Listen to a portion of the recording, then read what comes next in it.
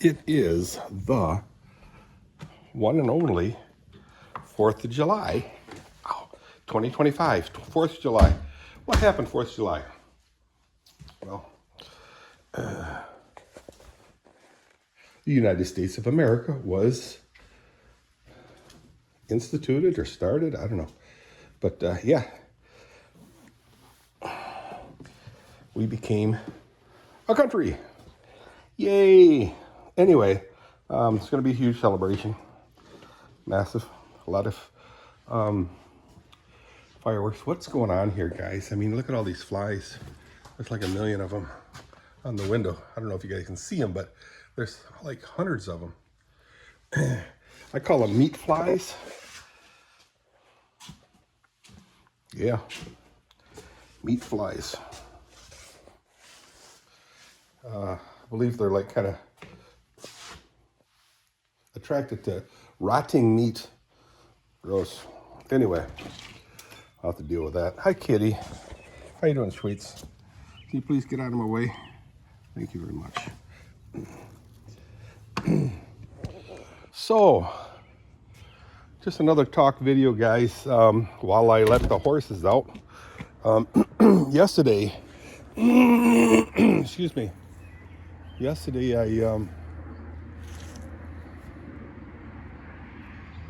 I went to the market, farmer's market in Byron Center, Metro hospital area.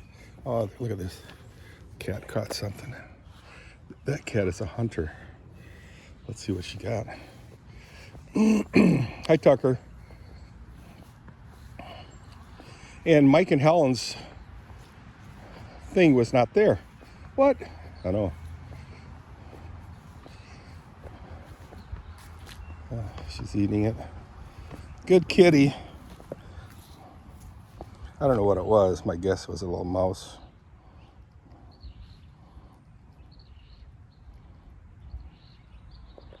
De ondeugende kat. Heb de muisje gepakt en dan zomaar de kop afgebeten. What? You know, I asked my siblings about that rhyme, and none of them that I asked remembered that rhyme. My grandma, my dad's side, used to sit in our bedroom, and she would sing all these rhymes, kind of like Mother Goose. Hi, girls.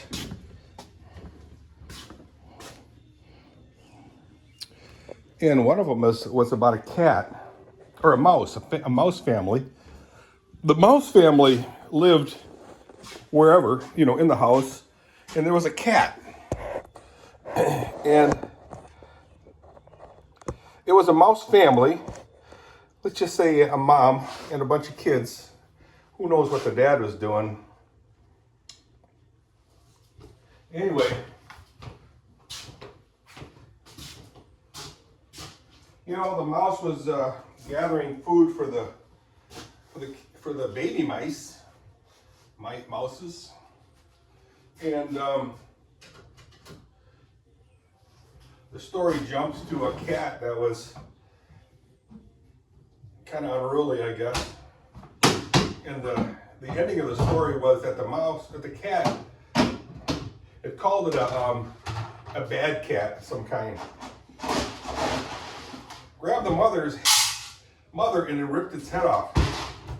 Nursery rhyme. Wow. We enjoyed those times. Yeah, the ondeugende kat. The unruly cat.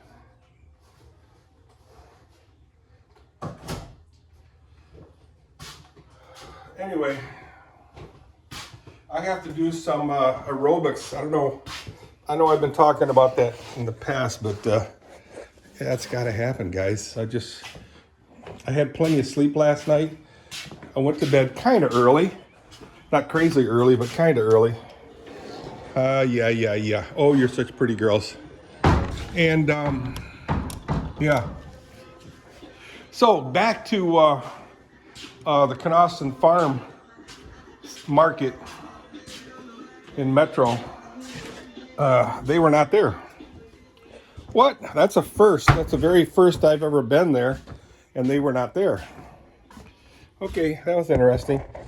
So anyway, as I walked in there, I met a guy. His first name is Jose. That's really the only thing I can say. I can't remember his last name. Vasquez or something like that. Jose Vasquez. And he was at like a display of some kind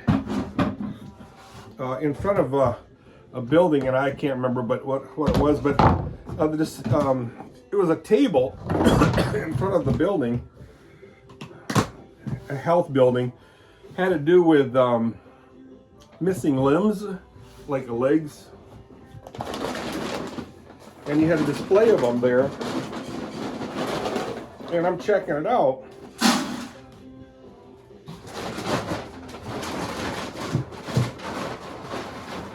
There weren't any people around this table.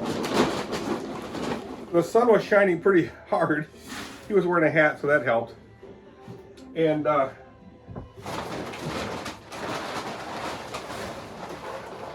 I brought a cane because, you know, if I'm going to do all that walking, I'm going to be, you know, pretty tired.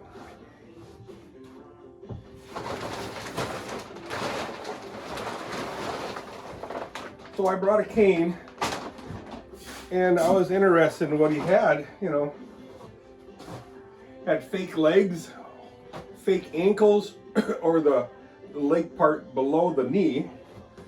You know, not a fake leg, but he had a fake, or a thing that would go over your whole leg, and it would monitor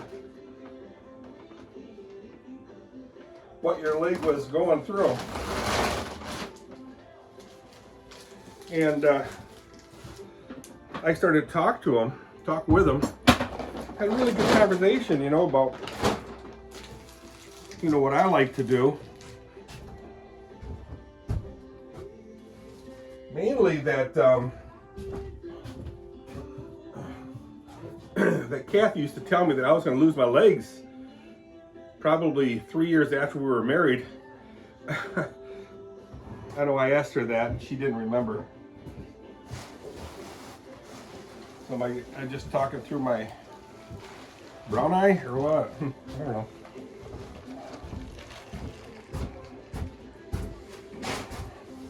But I seem to remember that pretty distinctly. Anyway, then I don't even know if you guys can see me. You're thinking big deal, huh? Anyway, then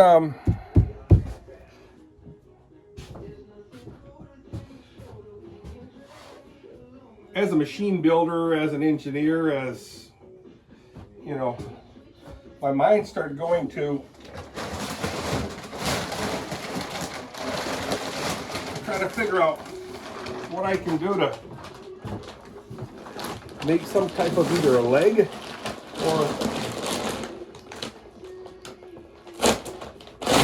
leg support of some kind that you can stand, because I need a stand. I like to stand. You like to stand, Dirk? Yeah, I like to stand.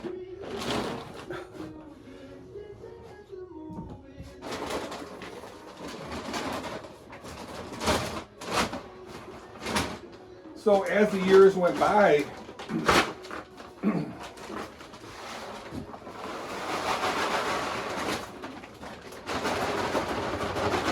I always thought of having like a type of wheelchair that you wheel electrically, and then the wheelchair would stand up. Well, they have those, and they have what's called accelerometers, I guess that's what they are, that can sense, hey, the tilting, and then it'll send messages to the servo motor very quickly that, hey, you got to correct yourself if you're leaning forward, sideways, or whatever.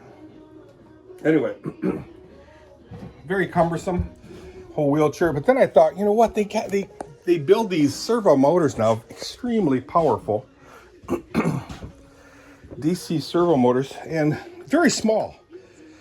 And you know, thinking you can put them on some type of structure, like say put a servo motor here on the knee, at the ankles,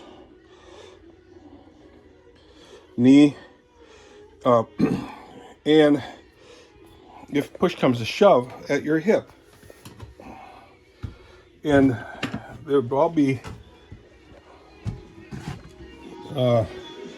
using accelerometers, I guess that's what they are, sensors, you know, to help you stand up and maintain the upright position with very minimal mechanics. How cool would that be? Just setting you down here, guys. Not going to see a whole lot, but so for years I always dreamed about that, but I never acted on it because I'm a lazy person, you know, and I like to do stuff that doesn't take a whole lot of effort because I'm a lazy person.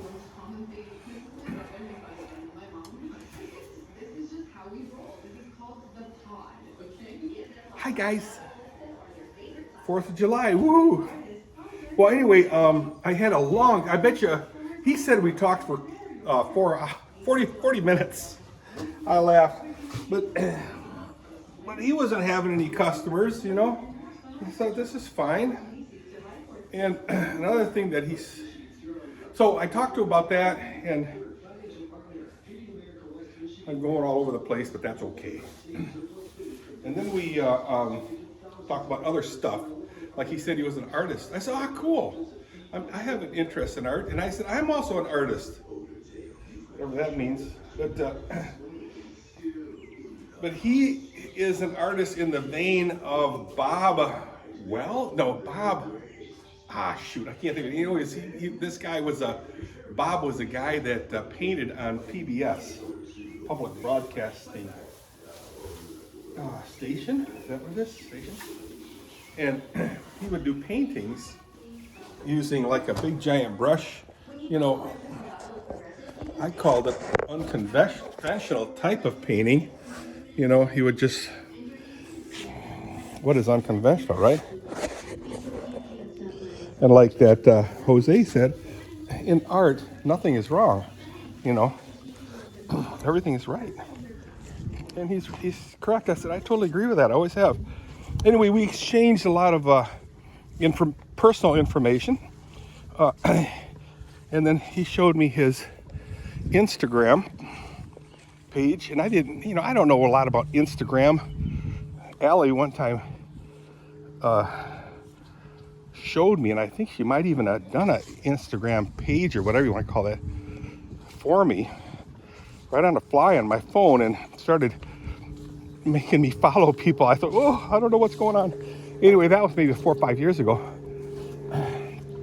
and maybe 3 years ago. But anyway, I never really used Instagram,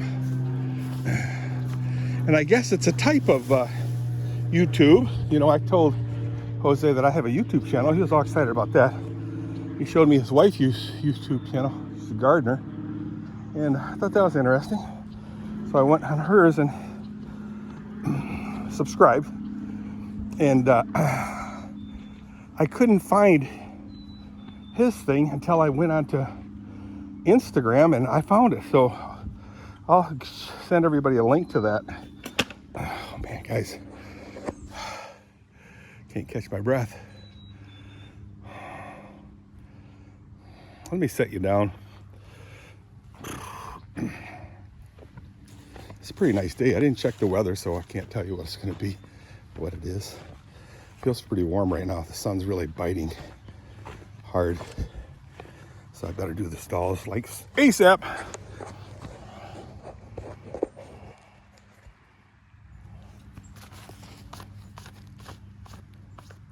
So we had a really good conversation, and Oh yeah, he went on my Facebook or YouTube and right away subscribed. Hang on, I'll be right back.